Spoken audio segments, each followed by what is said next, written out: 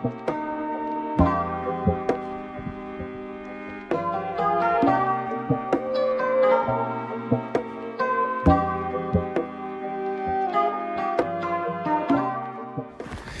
I want to talk a little bit about how to get steady shots on your phone.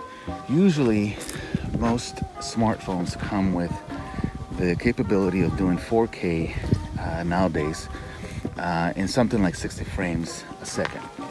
Now, normally, if you don't think about it too much, you want to set it at the max, 4K, 60 frames per second. The problem with that is if you're making video, it's going to be super jumpy and shaky if you have it at 60 frames per second. It's better to have it at either 30 or 24 frames per second, which blurs the image a little bit and it makes it more natural. This is how you normally see a movie. This is how they film movies, 24 frames per second. There's only been a few movies that they've shot at 60 frames per second.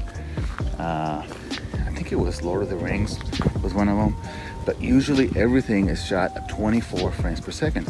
That's normally how your brain sees the image. Your brain prefers to see a more fluid image instead of like super clear, jumpy. And so if you have your settings set at 60 frames per second, you're gonna get that jumpy, really shaky footage. If you have it on 24 frames per second, you can either go 1080p or 4K. That's a different topic, 4K or 1080p.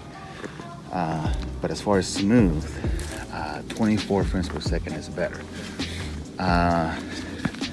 You can also use that for different vibes that you want your film to have. If you want it to be kind of shaky, kind of like a scary film or something, you can put it on 60 frames per second. That'll give you that kind of look.